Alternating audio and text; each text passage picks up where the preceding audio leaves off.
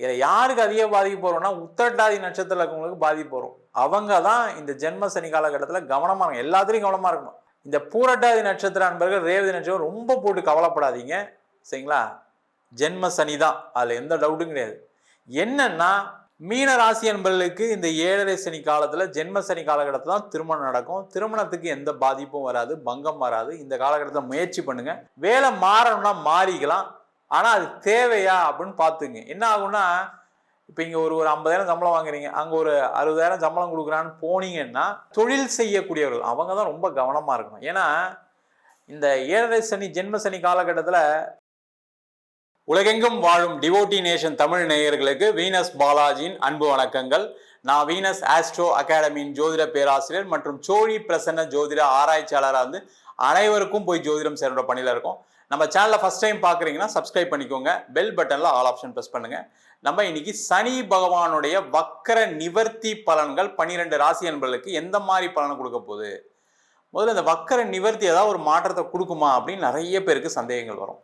ஒரு கிரகம் வக்கரம் அடையும் போது தன்னுடைய இயற்கைக்கு மாறான பலனை கொடுக்கும் அப்படின்ற ஜோதிட சாஸ்திரம். அப்ப சனின்னு சொல்லக்கூடியவர் கர்மகாரகன், தொழில்காரகன். உங்களுக்கு நடக்கக்கூடிய அனைத்து கர்மாக்களுக்கும் சனி பகவான் தான் காரணம். அப்ப அந்த சனி வக்கரமா இருக்கக்கூடிய காலகட்டத்தில் நிறைய விஷயங்கள் நடந்திருக்காது, நிறைய தேவையில்லாத பிரச்சனைகளை சந்திக்க வேண்டி வந்திருக்கும். அது மட்டும் இல்லாம நிறைய ஒரு அன்ஆர்டினரி எக்ஸ்பென்சஸ்லாம் நிறைய வந்திருக்கும். முக்கியமா வாழ்க்கையில பலவிதமான கஷ்டங்கள் பிரச்சனைகளை சந்திக்க வேண்டிய சூழ்நிலைகள் இருந்திருக்கும். இந்த சனி பகவான் வக்கர நிவர்த்தி ஆகக்கூடிய ஒரு காலகட்டம் வருகின்ற நவம்பர் மாதம் 27ஆம் தேதியிலிருந்து இருக்கு. அவர் பாத்தீங்கன்னா அடுத்த ஜூலை வரைக்கும், ஜூலை 27 வரைக்கும், அதாவது 240 நாட்கள் அவர் வக்கரமா இல்லாம சுப பலனை சுய பலனை தருவதற்கு காத்திருக்கார். அப்ப இந்த காலகட்டத்தில் எந்தெந்த மாற்றங்கள் நடக்க போகுது, ஒவ்வொரு ராசி அன்பர்களுக்கும் ஒரு மாற்றம் கண்டிப்பா நடந்தே தீரும் இந்த சனி பகவான் வக்கர நிவர்த்தி ஆனதுக்கு அப்புறம். அப்ப அந்த மாற்றங்கள் நல்ல மாற்றங்களா, எந்த விஷயத்துக்கு நாம் மேற்கொள்ளலாம், எந்த விஷயங்கள் செய்யக்கூடாது, எந்த விஷயத்துல கவனமா இருக்கணும், ஜாக்கிரதையா இருக்கணும். சில ராசி அன்பர்களுக்கெல்லாம் பிரச்சனைகள் நிறைய இருக்கு. அதாவது பாத்தீங்கன்னா அஷ்டம சனி இருக்கக்கூடியவர்களுக்கு, 7.5 சனி இருக்கக்கூடியவர்களுக்கு, அர்த்தாஷ்டம சனி இருக்கக்கூடியவர்களுக்கு, கண்டக சனி இருக்கக்கூடியவர்களுக்கு பிரச்சனைகள் இருக்கு. அப்ப அந்த மாதிரி விஷயங்கள்ல எந்த மாதிரி விஷயத்துல கவனமா இருக்கலாம், எதெல்லாம் நடக்க போகுது, எதெல்லாம் செய்யக்கூடாது அப்படின்றத பதிவை இந்த டீட்டெயிலாக பார்க்க போறோம். ஸ்கிப் பண்ணாம பாருங்க, லைக் பண்ணுங்க, கமெண்ட் பண்ணுங்க, ஷேர் பண்ணுங்க. மீன ராசி அன்பர்களுக்கு சனி வக்கர நிவர்த்தி பலன்களை பத்தி இந்த வீடியோ டீட்டெயிலாக பார்க்க போறோம். இந்த மீன ராசி அன்பர்களுக்கு இந்த ஜென்ம சனி இருக்கு. இந்த ஜென்ம சனி விஷயத்துல ரொம்ப போட்டு கவலைப்படாதீங்க. ஐயோ 7.5 சனின்னு சொல்றாங்க, ஜென்ம சனின்னு சொல்றாங்க, ரொம்ப கஷ்டம் வரும் போல இருக்கு. அதுக்கு தகுந்த மாதிரி சில சூழ்நிலைகள் இருக்கும். வேலையில் பிரச்சனை இருக்கும், வேலை போகிற மாதிரி சூழ்நிலை இருக்கும், பொருளாதார நெருக்கடி இருக்குது. அதே போல் நிறைய பேருக்கு தொழில முன்னேற்றங்கள் இருக்குல்ல, மாற்றங்களில் சில இடத்துல ஏமாற வேண்டிய சூழ்நிலைகள், இந்த மாதிரி விஷயங்கள்லாம் இருக்க தான் செய்யுது, இல்லைன்னு சொல்ல. ஆனால் அந்த சனி பகவான் உங்கள் ராசியில் இருந்தாலும் கொஞ்சம் உங்களை ஸ்லோ பண்ணுவார், கண்ட்ரோல் பண்ணுவார், அவ்வளோதான். தவிர பெருசாக பாதிப்பு வருமா சார், எனக்கு பிரச்சனை வருமா சார்னா கிடையாது. இதில் யாருக்கு அதிக பாதிப்பு போகிறோம்னா உத்திரட்டாதி நட்சத்திரத்தில் இருக்கவங்களுக்கு பாதிப்பு வரும். அவங்க தான் இந்த ஜென்ம சனி காலகட்டத்தில் கவனமாக இருக்கணும், எல்லாத்துலேயும் கவனமாக இருக்கணும். உடல் நலத்துலேருந்து, வேலையிலேருந்து, தொழிலேருந்து, கணவன் மனைவி ரிலேஷன்ஷிப்லேருந்து, திருமணத்துலேருந்து எல்லாத்துலேயும் கவனமாக இருக்கணும். இந்த பூரட்டாதி நட்சத்திர அன்பர்கள் ரேவதி நட்சத்திரம் ரொம்ப போட்டு கவலைப்படாதீங்க, சரிங்களா? ஜென்ம சனி தான், அதில் எந்த டவுட்டும் கிடையாது. என்னன்னா ஒரு தடவைக்கு 3 தடவை முயற்சி பண்ணணும். இப்போ ஒரு வேலைக்கு ட்ரை பண்ணுறீங்கன்னு வச்சுக்கோங்களேன், ஒரு இடத்துக்கு இன்டர்வியூ போனீங்கன்னா கிடைக்குமா? இல்லை சார், நான் 3 இடத்துக்கு இன்டர்வியூ போயிட்டேன் சார், நடக்கலை சார். அப்போ 6 தடவை போகணும், 8 தடவை மாற்றணும். அதிக முயற்சிகள் செய்தால் மட்டுமே உங்களுக்கு இந்த காலகட்டத்தில் வேலை வாய்ப்புகள் கிடைக்கும்.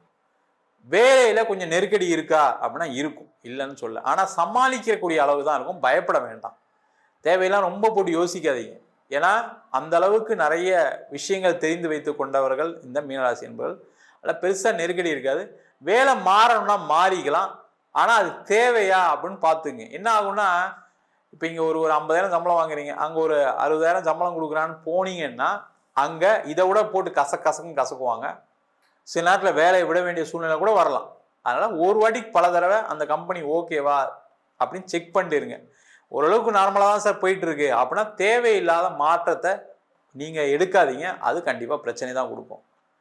அதே போல் இந்த காலகட்டத்தில் தொழில் செய்யக்கூடியவர்கள் அவங்க தான் ரொம்ப கவனமாக இருக்கணும். ஏன்னா இந்த 7.5 சனி ஜென்ம சனி காலகட்டத்தில் சில விஷயங்கள் நடக்காது, சில தடைகள் வரும், சில விஷயங்கள் முயற்சி பண்ணாலும் வெற்றியை கொடுக்காது. அப்போ என்ன பண்ணணும்? ப்ராப்பர் பிளானிங் வேணும், அதை கரெக்டாக எக்ஸிக்யூட் பண்ணணும், அது கம்ப்ளீட் ஆகுதான்னு பார்க்கணும். இந்த 3 விஷயத்த செஞ்சிட்டீங்க அப்படின்னா கண்டிப்பாக இந்த 7.5 சனி ஜென்ம சனி பெரிய பாதிப்புகளை கொடுக்காது. புதுசாக எக்ஸ்பேன்ஷன் போகாதீங்க.